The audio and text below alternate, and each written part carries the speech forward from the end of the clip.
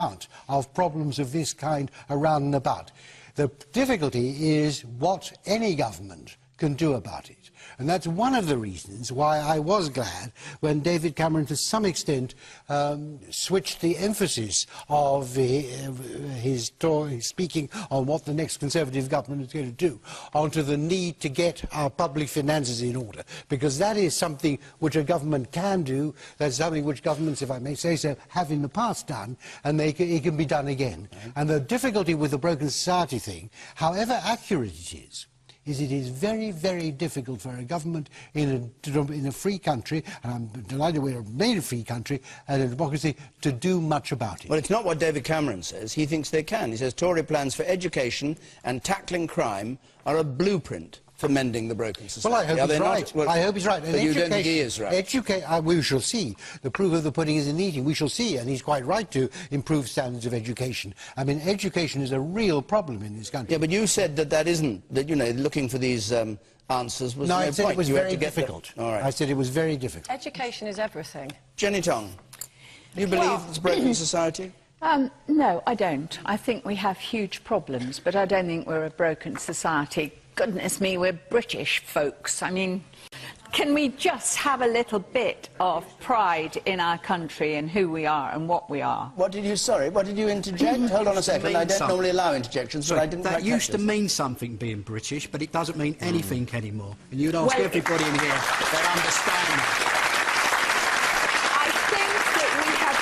Into the habit in this country, and Jane, actually, I'm sorry, I think you're lovely, but you have just demonstrated how it is very, very easy to be cheap and populist and slag everything off. Tell me what I said that was cheap and populist. Well, it's just that you are negative about absolutely everything. No, I'm not negative. No, hang on, it's my turn. We're talking about a 10 and an 11-year-old boy. That was the question, being attacked. So am I. By boys who acted like savages. Now, you find me a positive note out of that, Jenny. The boys that acted like savages, and you know full well, it's not a positive note, it's even more negative, are as much victims as the children they attacked. I'm not saying they're not. I am not saying they're not. Yeah, but don't accuse me. Hold on, all right, I'll give you a chance to reply to that. You attacked Ben and the government. They have tried to do things. The Sure Start programmes and nursery education and childcare for single parents. They have done quite a lot in that direction.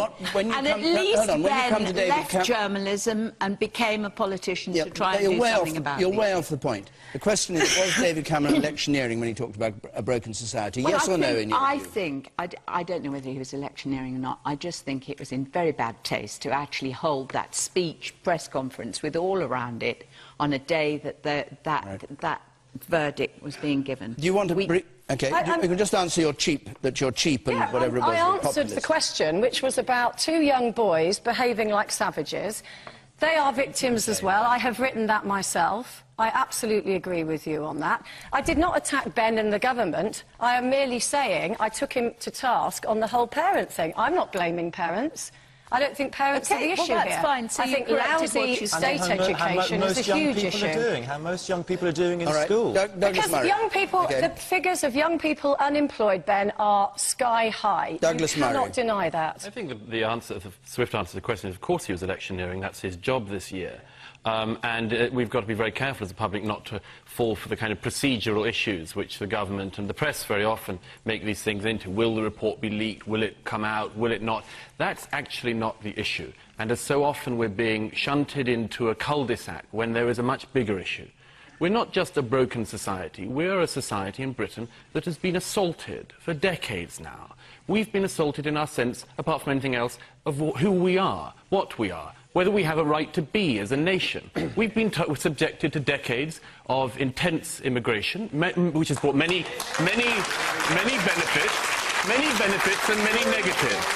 many benefits and many negatives, but one of the other things it has done is to assault Britain and the British people as an identity. If you look back 4 or 5 decades now, what was it that Britain was signified by? What was it that epitomised Britain? It was institutions, the monarchy, Parliament, the army, the armed forces. All of these things have been assaulted and brought down one by one in recent years by government after government and elite after elite. What we see now in this society, which is just starting to wake up to this fact, is a government and others who are saying, we have pulled it down.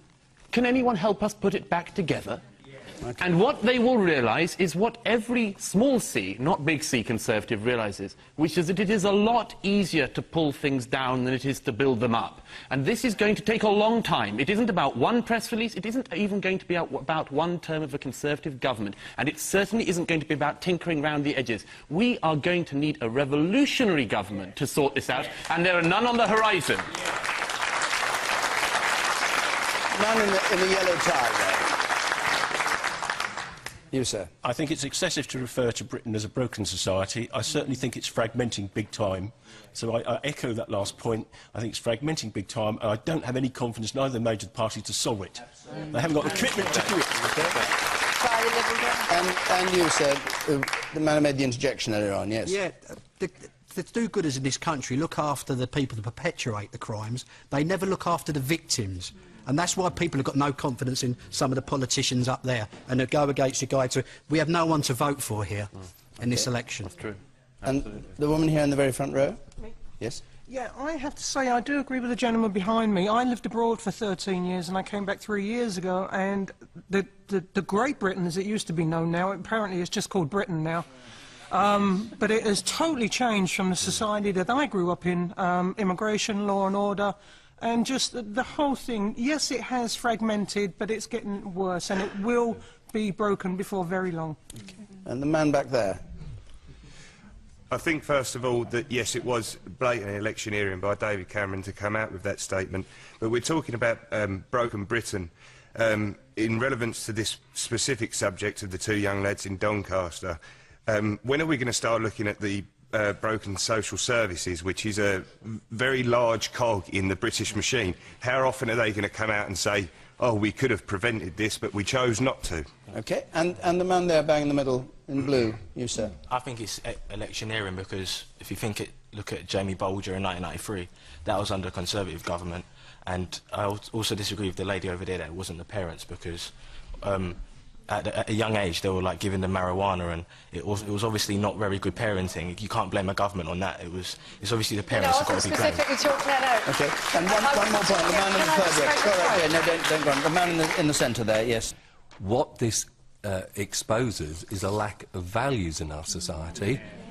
That lack of values, and I suspect many of the people who just said yes will not agree with my next point, had not suddenly disappeared in the last 10 years or so, and I'm afraid someone on the left there needs a history lesson. Great Britain was great in some ways, but not so great in many others. Suez was in the 1950s for a start. So this simplistic notion that the world was once good and everything is suddenly broken is not true. What has happened, and what not very far from you, and what has happened is that the man sitting on your right, Mr Dimbleby, presided over a set of principles, which Mr Cameron's about to replicate, that says that individuals should look after themselves and maybe their families, but not go any further, and yet at the same time has the temerity to say something's happened to society. Society is more than me, and it's more than us. Thank you very much. Now, we'll move on.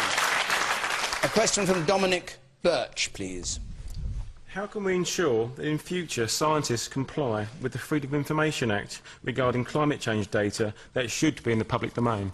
This is in the light of the rebuke that the University of East Anglia has had. Indeed, they've been told they acted illegally in not revealing information over climate change, having a series of emails that people wanted to find, and they refused to reveal them. And they've been told they broke the law, and they're somewhat embarrassed by it. The Chancellor says he's going to look into it, the Vice-Chancellor does. Ben Bradshaw, you horrified by this? Yeah, I mean, I think it was a terrible mistake, and the Information Commissioner has done his job, and you know, a good job is done too. And I think the way to avoid it is to use and honour the Freedom of Information Act. It's one of the pieces of legislation, I think, one of the best pieces of legislation this government has brought in. We didn't know anything about what was going on before 1997. We now have this Freedom of Information Act. It should be respected, it should be used. And I think the terrible shame about all of this is because of all of the allegations and suggestions of